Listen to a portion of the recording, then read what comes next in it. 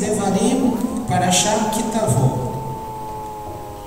E quando entrares a terra que o Eterno teu Deus te dá por herança, a herdares e nela habitares, tomarás das primícias de todo o fruto da terra que trouxeres à tua terra, que o Eterno teu Deus te está dando, e os porás num cesto, e irás ao lugar que escolher o Eterno teu Deus, para ali fazer habitar seu nome.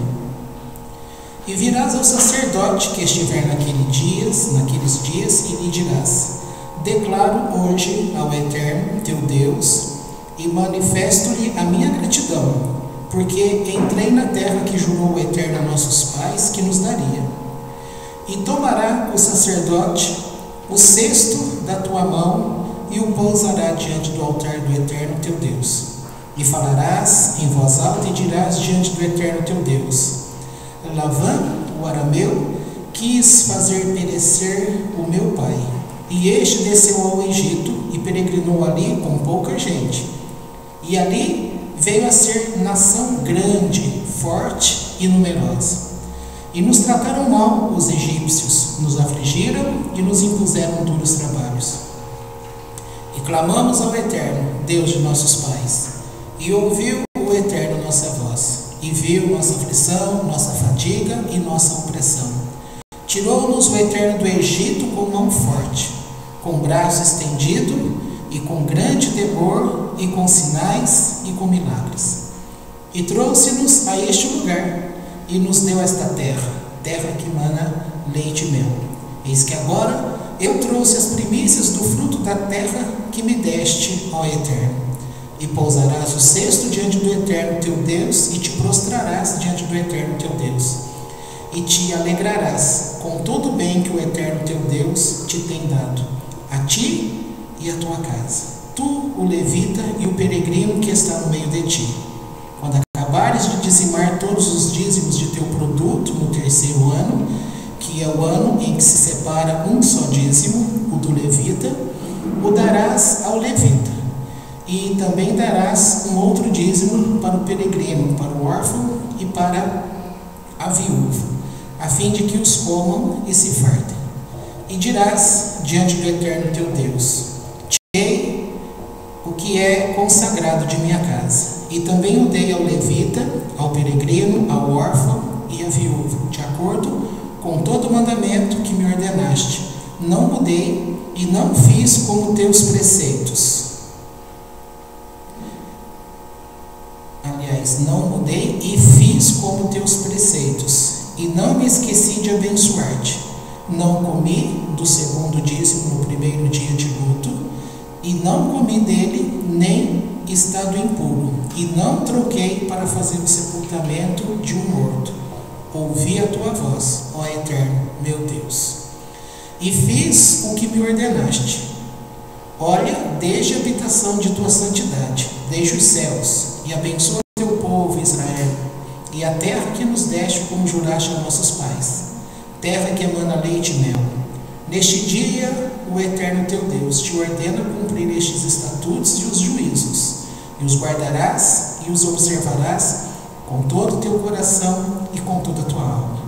Ao Eterno glorificaste hoje para ser para ti Deus, e para andar nos seus caminhos, para guardar seus estatutos, seus preceitos e seus juízos, e para ouvir a sua voz. E o Eterno te separou hoje para ser para ele um povo amado, como te falou, e para observar todos os seus mandamentos, e para te exaltar sobre todas as nações. Ele fez, te exaltou em louvor, em fama e em glória, e para que sejas um povo santo ao Eterno teu Deus, como falou. Vamos dar uma paradinha aqui, porque o capítulo 27 ele também vai ser bastante importante. Talvez esse final de Deuteronômio é um dos textos mais conhecidos do povo, porque daqui a pouco pouco vai entrar naquela famosa sequência de bênçãos e maldição, tá? É uma das coisas mais populares no meio do povo. O que está se dizendo aqui é que este povo que saiu do Egito, nesse momento, você tem que lembrar que eles já não são mais o mesmo povo, tá? Por quê? Porque desde o evento de terem pedido para espiar a terra, e quando eles foram para espiar a terra, e quando eles voltaram, de 12 homens, apenas 2 vieram com o coração alegre. Os outros 10 estavam tristes e fizeram com que a nação toda passasse uma noite de pranto e choro. Então, naquele dia, eles ouviram da parte do Eterno que eles estavam chorando sem motivo, e que a partir daquele dia o Eterno estaria dando um motivo de choro para eles. Esse era o dia 9 de Av, tá? O famoso feriado de Tisha B'Av. A partir de então, esta data ficou famosa, porque durante os próximos anos, até completar aqui, que já vai estar dando 40 anos, Moisés já está próximo da morte dele. Aqui nesse discurso ele está nos últimos 36 dias de vida.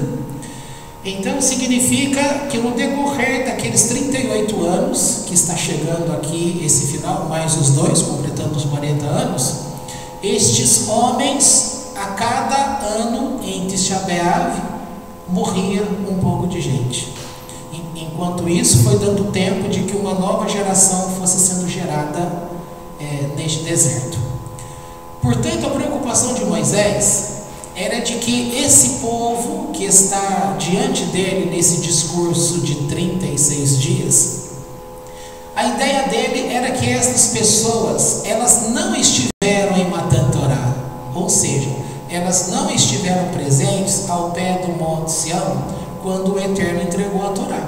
Portanto, eles não viram aquele milagre do Monte Levantar, eles não ouviram com os próprios ouvidos os 2 primeiros mandamentos que o Eterno trouxe a eles.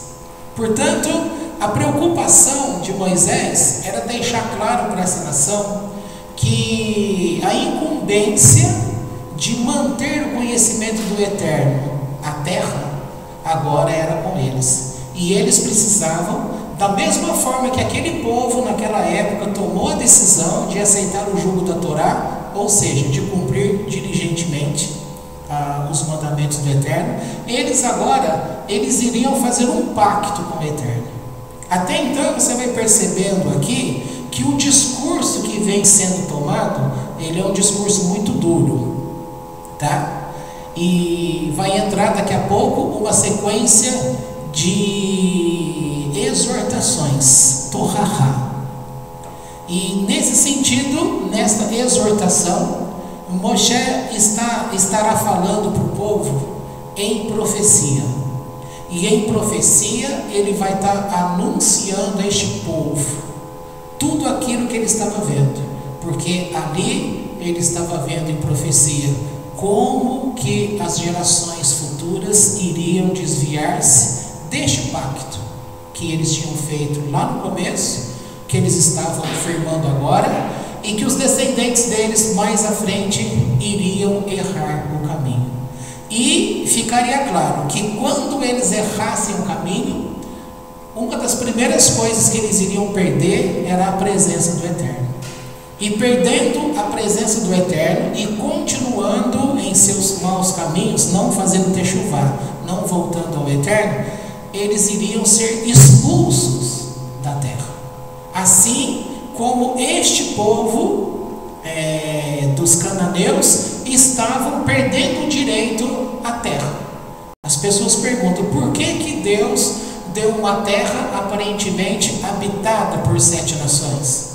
Por que Deus desterrou estas pessoas para dar aos israelitas, aos hebreus, esta terra? Porque eles perderam o direito de ter a terra por causa de Avodazará, idolatria. A idolatria é a pior coisa que tem, que faz com que a terra vomite as pessoas. E assim como você sabe, no futuro, Israel também, depois que eles já estavam na terra, eles também perderam o direito, porque cumpriu esta palavra, e a terra os vomitou. Tá? Em termos de data, para quem não lembra de data histórica, 722 a.C., 10 tribos foram espalhadas mundo afora pelos assírios. E de 603 a 586 a.C., as outras duas tribos do sul, Benjamim e Judá, foram também levados para a Babilônia. Ali ficaram 70 anos. No retorno, retornou apenas aquilo que se chama hoje de judeus. As 10 tribos do norte, lideradas por Efraim, elas estão espalhadas até o dia de hoje. E uma das funções principais para a vida do Mashiach, que você sabe que é Yeshua, tá? Ele não vem para arrebatar uma igreja. Não tem arrebatamento. Ele vem, como ele próprio disse, eu vim para as ovelhas perdidas da casa de Israel. Então ele vem para reunir as 10 tribos, para que essas 10 tribos voltem a ser um reino único com os do sul. Então norte e sul estarão novamente juntos, e todos aqueles que entraram pela porta, porque ele é a porta, que entraram por esta porta, todos estarão reunidos. Então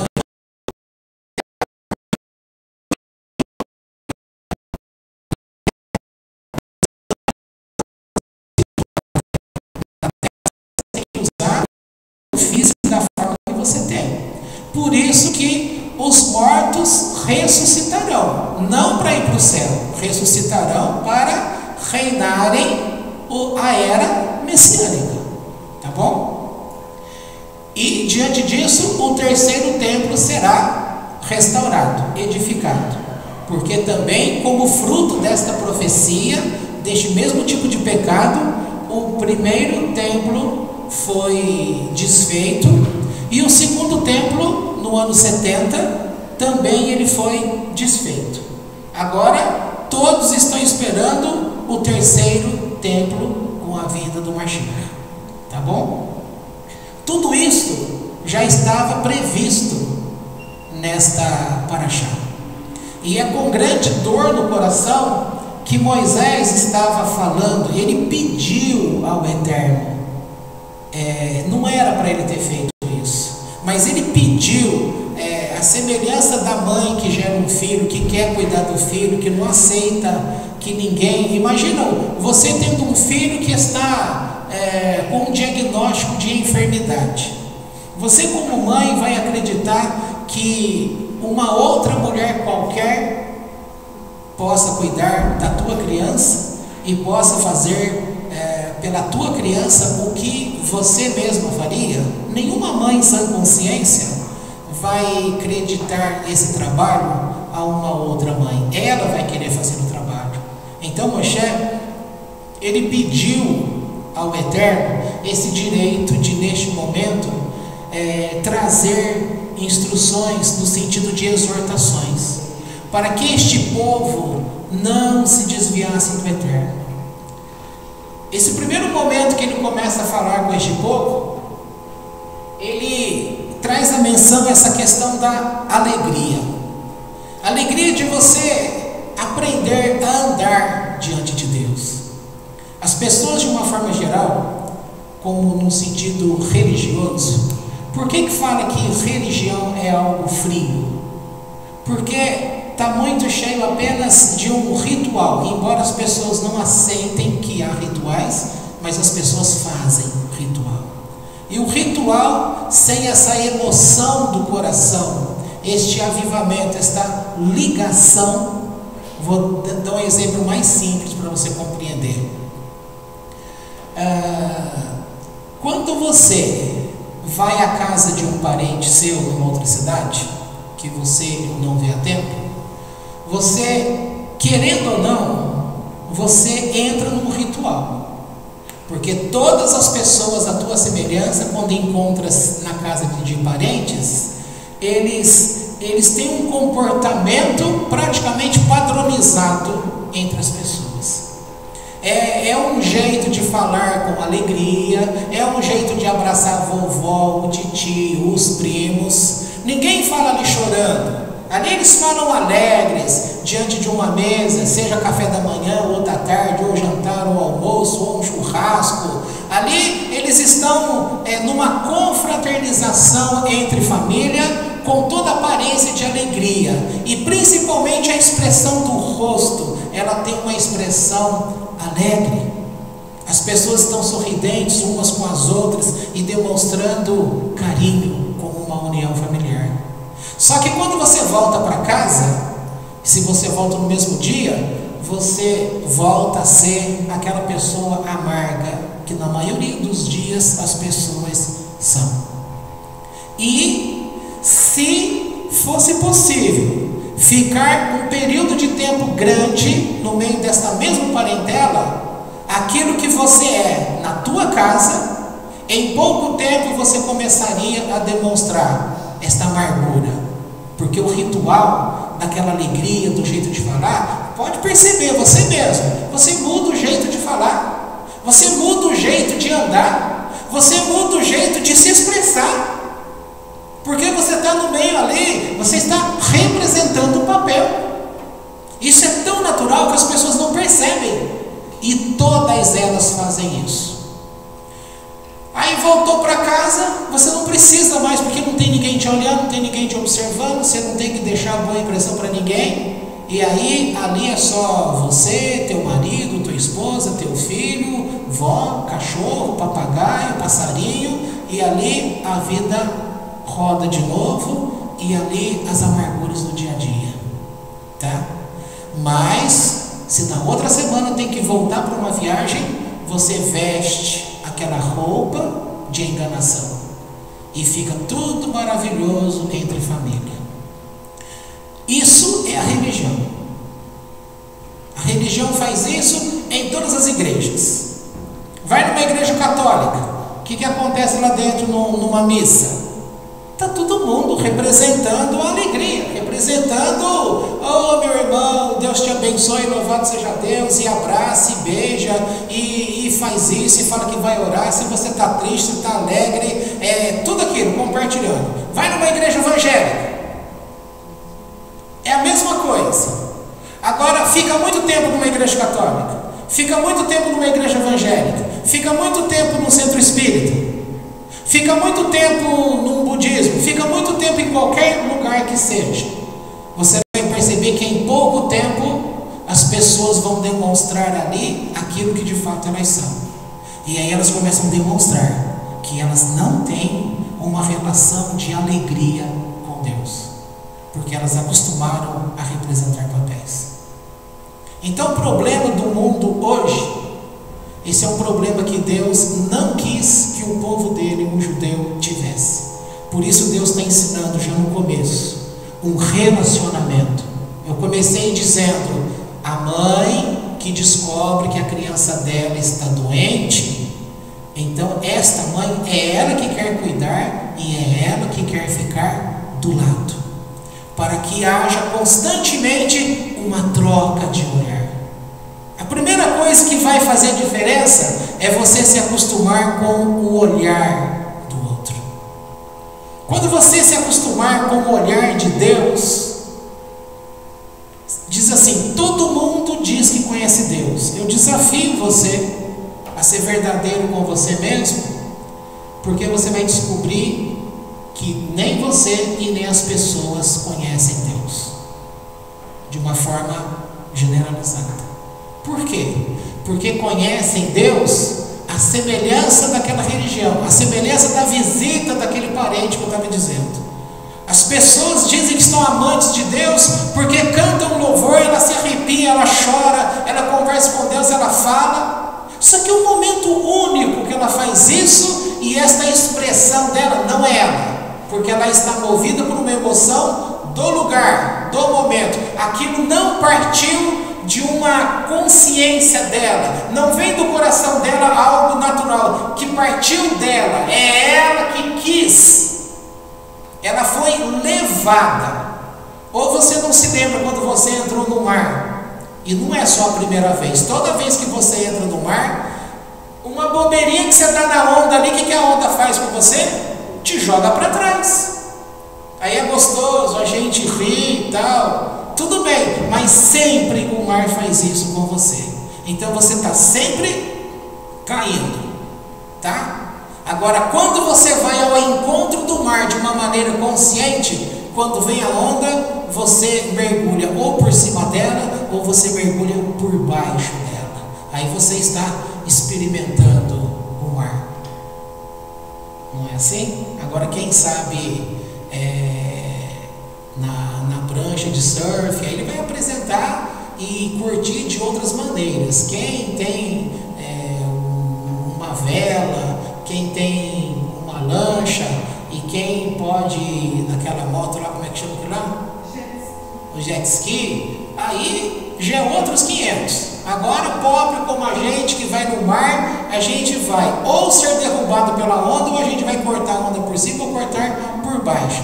Mas tem que ser um movimento natural, tem que partir de você. Então eu estou chamando o encontro para com Deus, ele tem que ser consciente, tem que partir de você para Ele, tá? É aprender a olhar, olho no olho, aprender a entender como é que Deus te olha. E aqui nesta festividade, ele está dizendo assim: quando vocês entrarem na terra, que terra? A terra que o Eterno prometeu a Abraão. Agora eles vão entrar nesta terra. Quando eles entrarem na terra, eles vão ter que cumprir algumas ordens. Estas ordens aqui, eles só vão cumprir quando eles entrarem lá e quando houver a separação dos lugares em termos de tribo. Quando houver o assentamento de Menaché, de Naftali, de Dan, de Sahar, de Zebulon, de Shimão, de Levi, de Reuven, quando estes já tiverem todos separados e assentados, a terra foi distribuída conforme foi feita a promessa, então o próximo passo é eles cumprirem os mandamentos. E um dos mandamentos que está dizendo aqui, eles vão plantar a terra. E para eles plantarem a terra, eles têm que ter consciência de que esta terra está produzindo, porque o Eterno também fez uma promessa de enviar a chuva na estação e no tempo certo, para que estes frutos, ele prometeu que a terra, em termos de minérios, ela seria uma terra abençoada, porque era assim que eles iriam prosperar e seriam maiores que as demais nações. Os frutos e as hortaliças e tudo aquilo que seria em termos de comida, também eles teriam de forma diferente. Nenhuma nação teria daquela forma.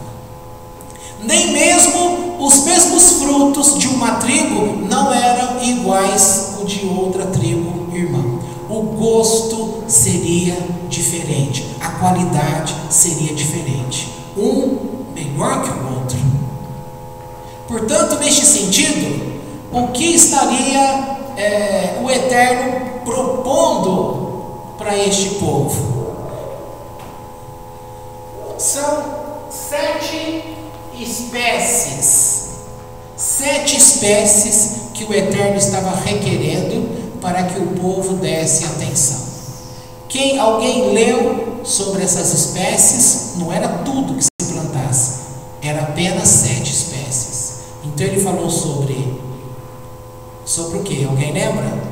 Trigo, cevada, azeitona, uva, figo, tâmara,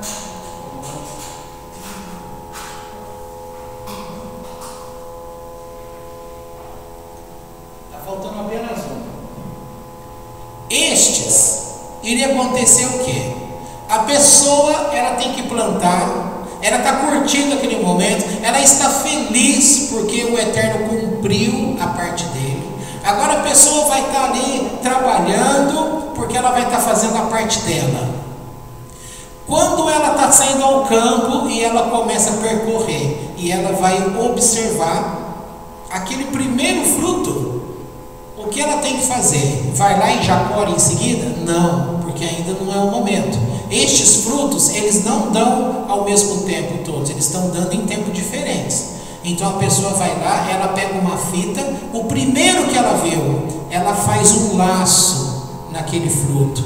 Então aquele fruto vai esperar toda a produção ficar madura, e aquele fruto que ela separou é primícia, foi o primeiro que deu da terra. E esse primeiro que deu da terra não é dela, é do Eterno. Essa consciência que o Eterno vai colocando dentro da pessoa, que ele não é dono de nada, ele, a pessoa, não é dono de nada. O problema das pessoas na terra e das religiões é que eles acham que eles são donos de tudo, porque Deus é o Deus de todas as coisas e Deus deu tudo para eles. Então começa a ter um choque falso de riqueza, de soberba e de ideia de que a pessoa é alguma coisa. Nesse sentido, a pessoa ela vai até Deus porque ela tem que levar isso do terceiro para o quarto ano. A pessoa tinha até o terceiro ano para poder fazer a conta da separação de seu dízimo. Um dízimo que não é dado em dinheiro, é um dízimo que é dado em frutos, naquilo que eles têm. E eles iriam levar, por quê? Porque eles tinham que fazer uma prece, uma recitação diante do Eterno, porque ninguém tinha que ficar cutucando a pessoa para mostrar para ela se ela separou de fato os dízimos dela. Ela que tinha que ter a consciência se ela fez a conta correta, de separar 10% daquilo que passou pela mão dela. Então ela está já no terceiro ano, e no terceiro ano é cobrado dela essa consciência. Você separou os dízimos?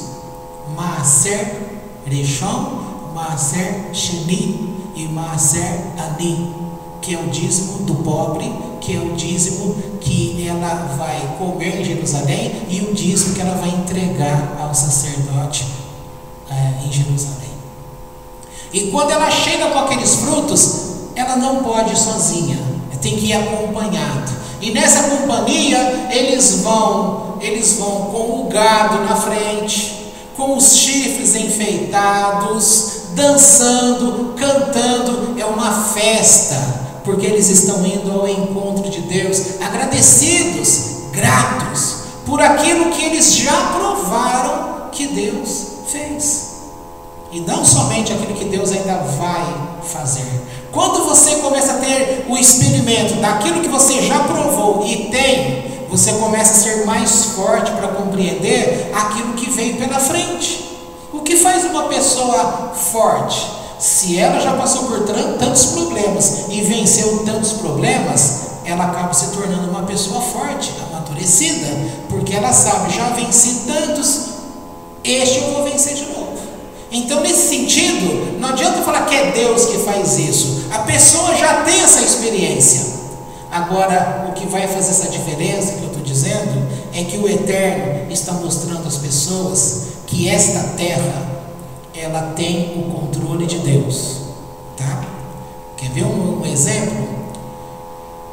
Ninguém dá muita importância para a lua, não é verdade? Ninguém dá importância, a não ser os românticos e os cientistas. Mas a lua, ela causa influência até na menstruação da mulher, porque a lua influencia toda a parte, vou usar um termo que você conhece, líquido dentro do teu corpo. A lua influencia e comanda. Você vê doentes que são chamados, lá no Novo Testamento, tem parte que o louco, o doente mental é chamado de lunático. Por quê? Porque ele segue, ele está no aprisionamento da lua. Da lua que eu falo é um tipo de doença que ele está preso num tipo de mundo. A lua influencia o crescimento no campo de determinados frutos, de irrigação, influencia tudo. A lua influencia a Terra, a lua reflete a Terra para os demais planetas. Aquilo que a Terra não consegue enxergar, a lua reflete de lá para cá e daqui para lá. Então, o governo é muito grande.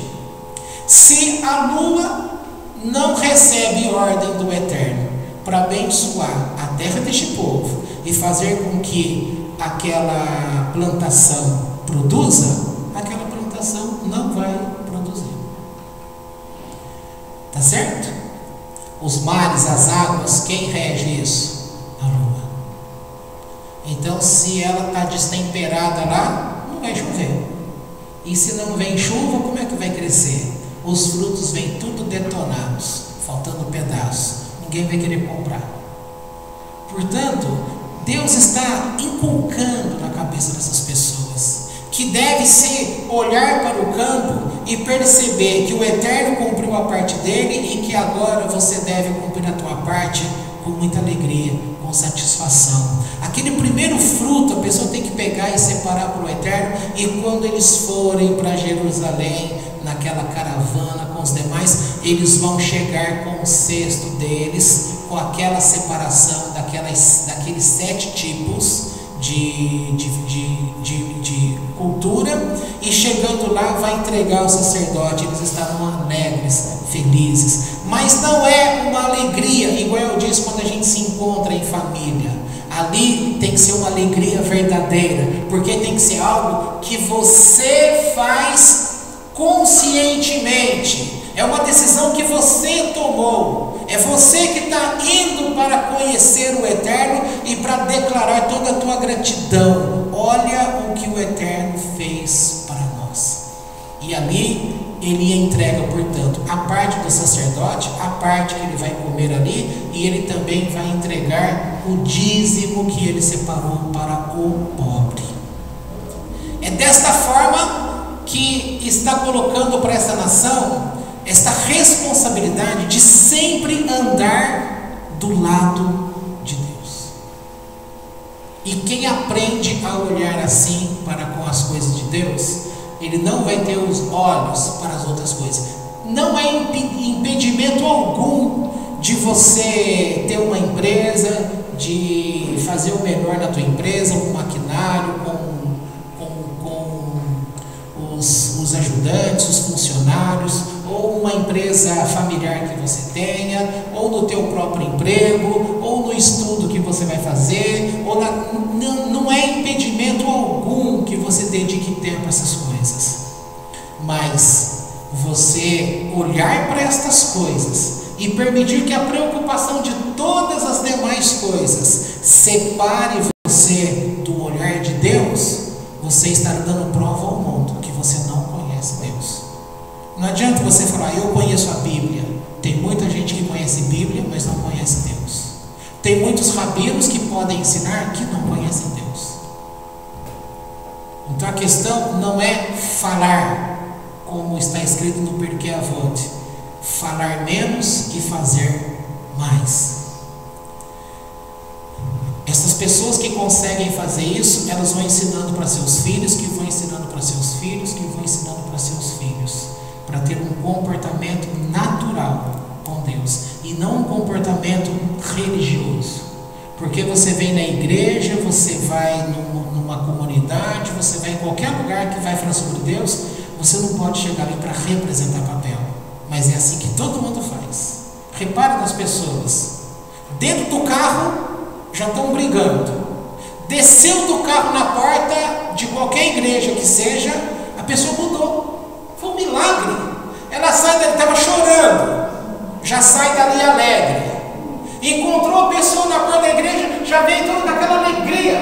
Mas peraí, como que essa pessoa consegue? Consegue. É assim mesmo. Todo mundo é falso.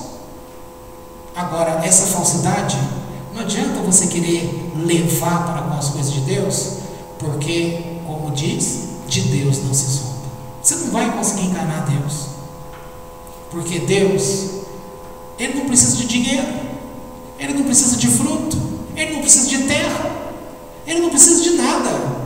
O que Ele tem pedido é que haja um relacionamento entre você e Ele, porque Ele colocou você num mundo muito distante dEle e num mundo escuro, e Ele estabeleceu a Torá como uma escada, para que você possa subir por ela, e conforme você encontra esse caminho e vai subindo, você vai alcançando os mundos superiores. Então você vai mudando o teu estado, até físico, porque por incrível que pareça, quando a pessoa descobre essa linha de raciocínio, até a marca do tempo para, a pessoa sequer envelhece. Se o povo descobrir isso, eles vão procurar o judaísmo e se dedicar, até porque ficam lá querendo a fórmula da juventude. Existe essa fórmula da juventude, é andar na presença de Deus. Quando se consegue entrar nessa consciência divina, até o tempo deixa de ser contado para a pessoa.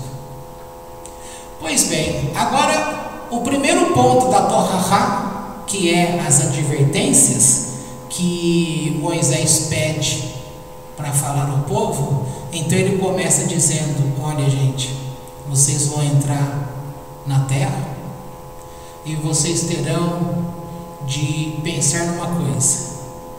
Primeiro vai passar pelo rio, tá?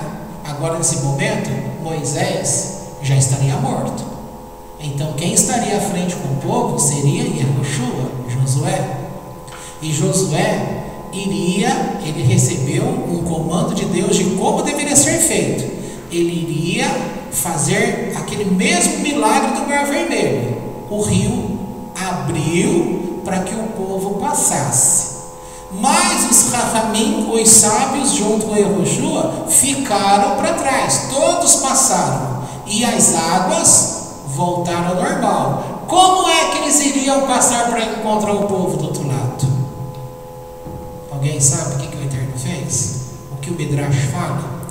O Midrash fala que eles então pegaram Arão, e dali simplesmente o Eterno fez com que todos eles ficassem acima das águas, e eles foram transportados para o outro lado. E todos, olhando aquilo, puderam testificar: Deus era com Moshe, e agora recolheu Moshe, agora Deus é com Yehoshua, Josué, e Deus é com ele, e da mesma forma que nós o ouvimos, nós ouviremos Josué.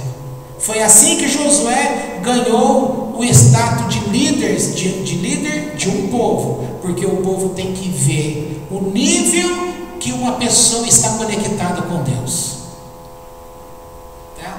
Liderança não é simplesmente você dar ordem às pessoas. Liderança é você ver quem está diante de você como teu líder, o que é que ele tem com Deus. Porque se ele não tem nada com Deus, ele não pode ser seu líder. E esse é o pecado de muitos lugares, não é mesmo? Simplesmente colocam pessoas para estar diante de outras pessoas, sendo que estas que estão dirigindo pessoas não sabem dirigir nem a elas próprias.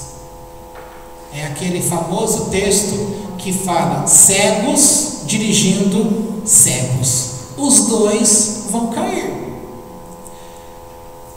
Então usa-se uma técnica.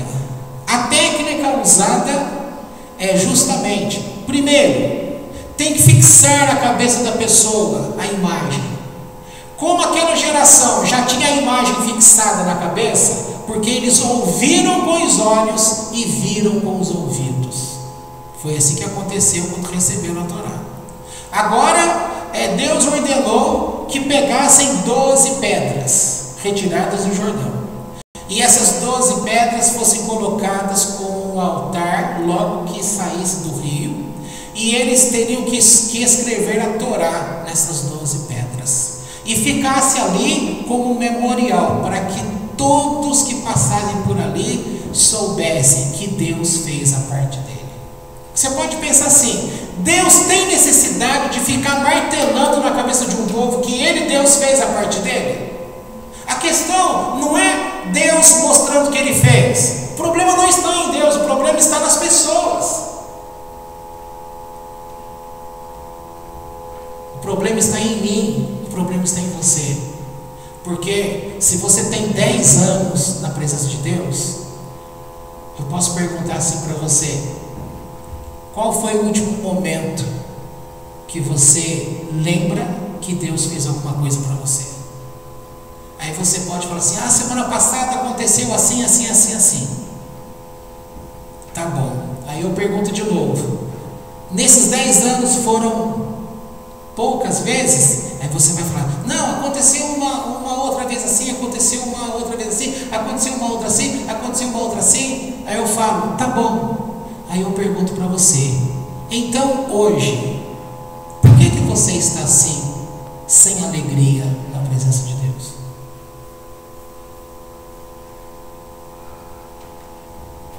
Porque você esquece. Porque na tua cabeça aquilo é passado.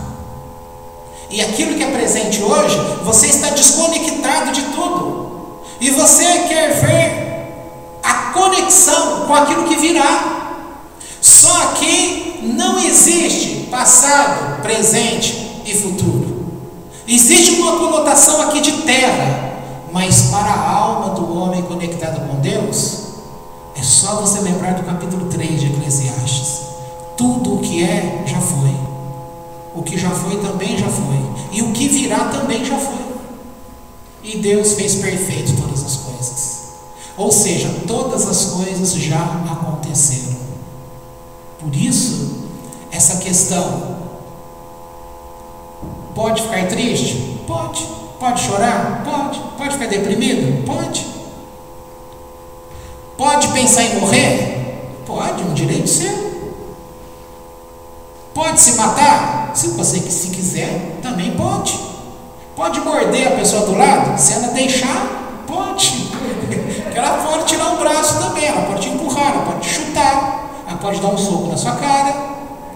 Você pode fazer o que você quiser, só que você vai responder em cada atitude que você fez, atitude que você tomou.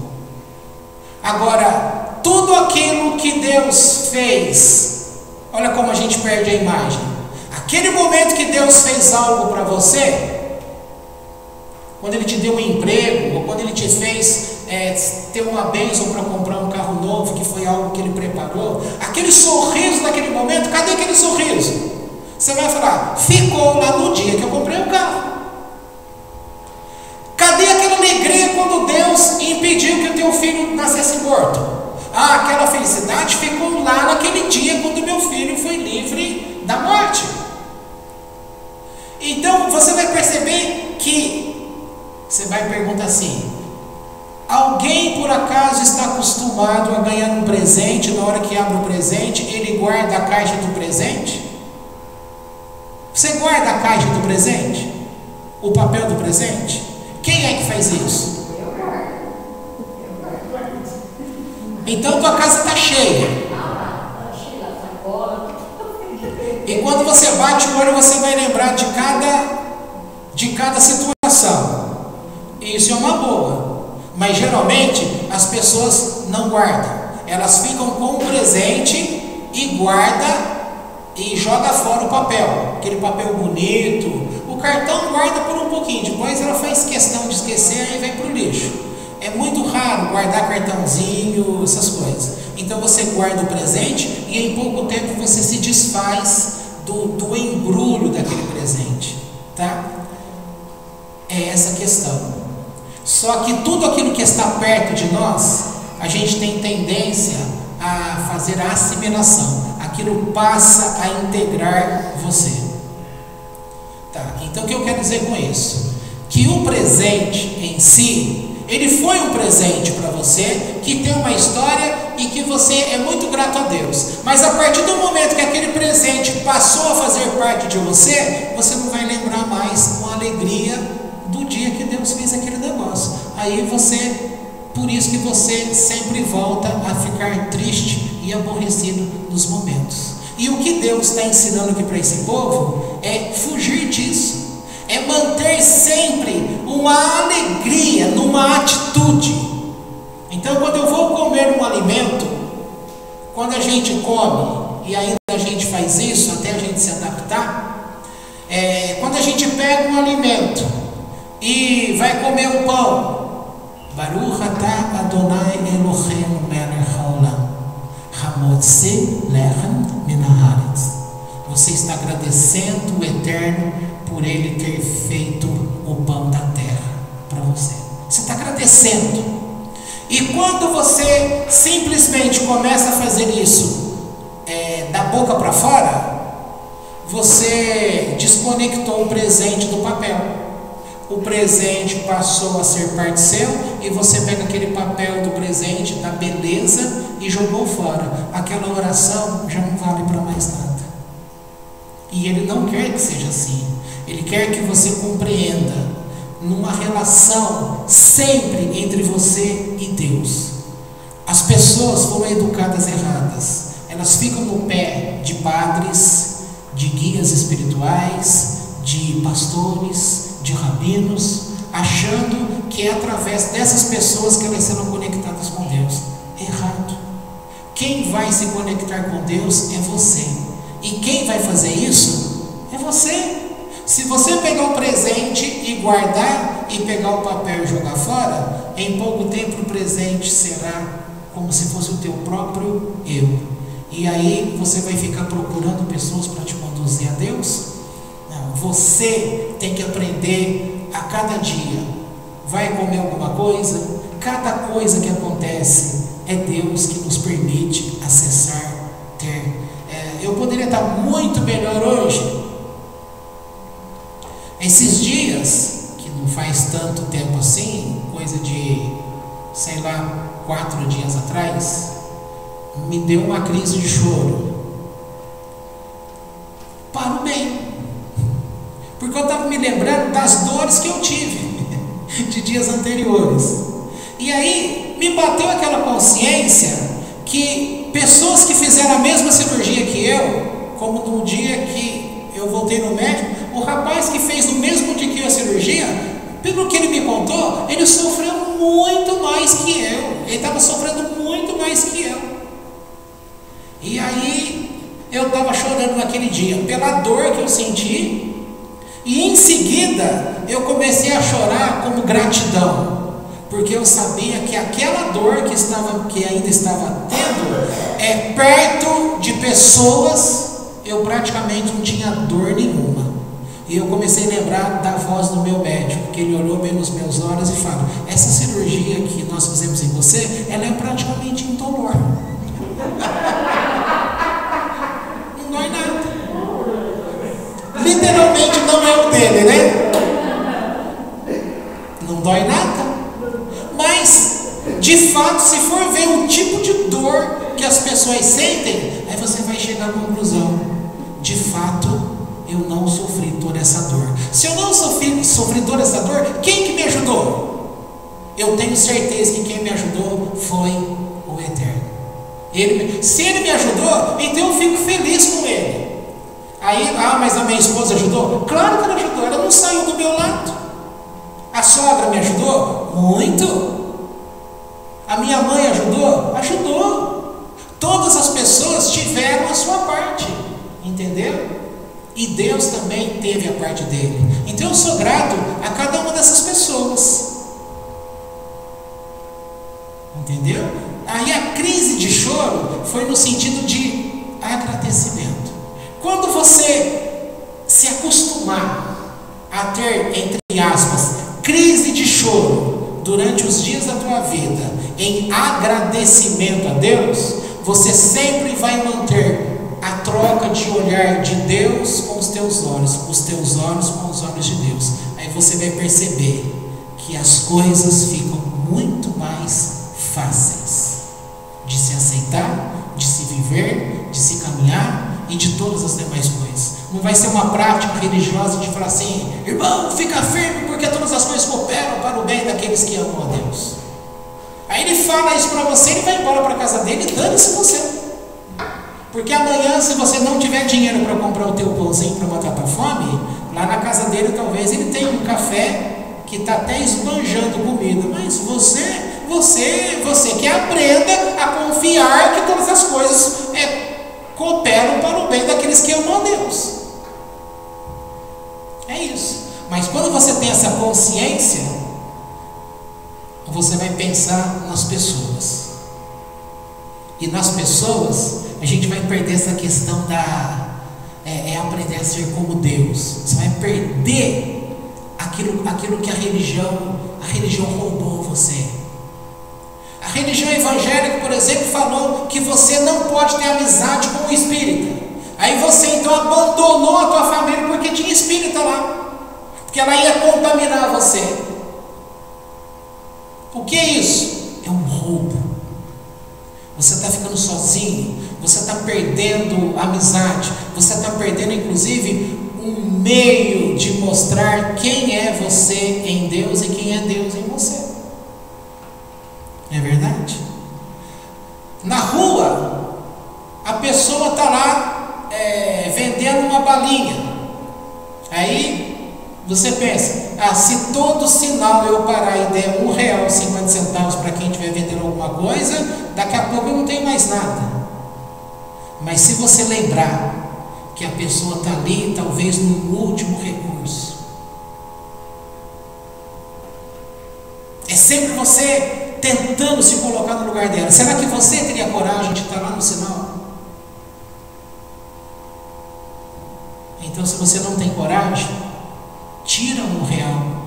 R$1 é pouco, mas se cada pessoa desse R$1, você aprende na faculdade. Sabe o que você aprende em faculdades de sociologia, psicologia, antropologia? Você aprende ali que isso é um problema social, que tem que ter um departamento da prefeitura de Campinas que tem que solucionar esse problema. Mas esse problema, você pode ter certeza, a política municipal não vai resolver. Sabe por que não vai resolver? Porque é uma ordem divina. Há um dinheiro em você que pertence ao pobre, e que você tem que dar ao pobre. Então deixa sempre alguma coisinha no bom sentido. Deixa sempre uns trocadinhos separados, porque sempre vai passar gente na sua casa, você sempre vai passar por pessoas, e você sempre vai poder fazer o bem a alguém. É esses tipos de sentimentos que você vai conseguindo gravar o olhar de Deus em você e o teu olhar em Deus, porque você vai aprender na história da tua vida essas coisas. Quando o povo entra na terra, é pedido para que eles fiquem 6 tribos no Monte Ebal, 6 tribos no Monte Gerizim, e os Rahamim com os sacerdotes vão fazer um altar, e eles estarão ali, e eles vão falar as bênçãos. Bendito é o homem que, e vão falar. Aí os 2 montes vão falar amém, e depois eles vão virar para o Monte Ebal e vai falar assim: mas se você não fizer estas coisas, maldito serás. Os 2 montes, as pessoas, as tribos que estão lá, 6 de cada lado, vão declarar também amém. Eles fizeram isso? Fizeram. Passaram-se os anos. Tiveram problemas? Tiveram. Essas maldições alcançaram a vida deles? Alcançaram. Chegou a um ponto que fizeram com que eles perdessem pessoas da família? Perderam pessoas da família. Perderam numa luta 40 mil homens. Perderam em guerras? Perderam. Perderam famílias? Perderam. Nações em guerra ali passaram fome? Passaram.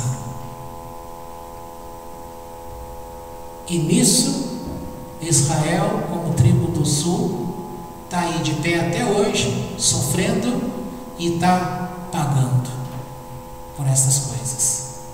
E assim, a cada Shabat, o o Eterno tem providenciado um tipo de história, de estudo, para fazer com que essas pessoas aprendam a conhecer o Eterno e a caminhar com o Eterno, nos passos de Deus, e não seguindo homens, ditos de homens, regras de homens, mas cada um conhecendo o seu Deus. Deus é um só, mas você pode estar aqui e estar conhecendo um Deus diferente desse que eu estou te falando. Porque quem está formando a experiência é você. Se você está formando de jeito errado, então esse Deus que você está gerando, ele não é igual. Porque igual é aquele que a Torá está mostrando e determinando. Se você aprender a seguir a Deus com estes olhos, você vai mudar o jeito das coisas. Tá bom? Então essa paraxá Kitavó, e é dela que parte. Ela é estudada, este Torahá, essas implicações antes de Rosh Hashanah. E Rosh Hashanah já é domingo. Por quê? Porque Rosh Hashanah é a passagem de ano judaica e é um dia de julgamento, onde o Eterno vai determinar se você merece viver mais um ano, se tudo que você fez está de bom tamanho, ou se podia ter feito de forma diferente. Então tem essas questões, e tem que aprender essas questões antes de Rosh Hashanah, para você entender que porque este povo andou nos maus caminhos, eles chegaram ao ponto de serem expulsos da terra e perderam a condição de ter Deus. Ou seja, as 10 tribos espalhadas ao redor do mundo hoje, elas sequer conhecem quem é Deus, elas nem sabem que elas são judeu. Tem judeu que está no mundo hoje que ele não sabe que é judeu. Então o que aconteceu? Se Deus tem um povo na terra que é o judeu, este nasceu nesta terra desconectado com Deus e está desconectado até hoje. Fruto de quê? De terem se apartado desta forma de orientação. E o que está acontecendo no tempo presente de hoje? Estas pessoas estão sendo despertas. E onde quer que elas estejam, seja catolicismo, evangelismo, seja em centro espírita, seja em qualquer lugar do mundo de religiosidade, aquilo começa a brotar dentro dela, e ela começa a fazer uma volta pela Torá, e ela começa a questionar as coisas que a vida inteira colocaram para dentro dela, mas que agora ela não engole mais. Sem ninguém ter ensinado nada, ela começa a questionar, e nesse questionamento ela começa a ser desperta e começa a buscar o Deus eterno. Pronto, aí muitos destes vão descobrir que eles sequer são brasileiros, que eles são judeus, e aí eles fazem a techuvá voltando para o povo deles. E no nosso caso, que não somos judeus e nem descobrimos até então que somos judeus, nós não precisamos nos converter ao judaísmo. Basta que a gente sirva a Deus pelo judaísmo, mas como a Bnei Noach, cumprindo os 7 mandamentos de Noé, e vivendo uma vida atrelada ao povo de Deus, estudando a Torá e vivendo estas coisas. Pronto, aí nós somos um com este povo, que é um com Deus pela Torá. Entendeu? Aí, por isso que essa paraxá ela é estudada antes de Rosh Hashanah. E agora a gente tem domingo Rosh Hashanah. As outras porções é Nitzavim, que é a próxima, que é isso? Nem precisa olhar. Vai completar estas instruções. E no domingo ratifica a passagem de ano. Dali 10 dias, Yom Kippur. E a gente vai ter selado que Deus escreveu o nosso nome no livro da vida para mais um ano. Aí você vai dizer que você tenha um ano bom e doce. Shana Tová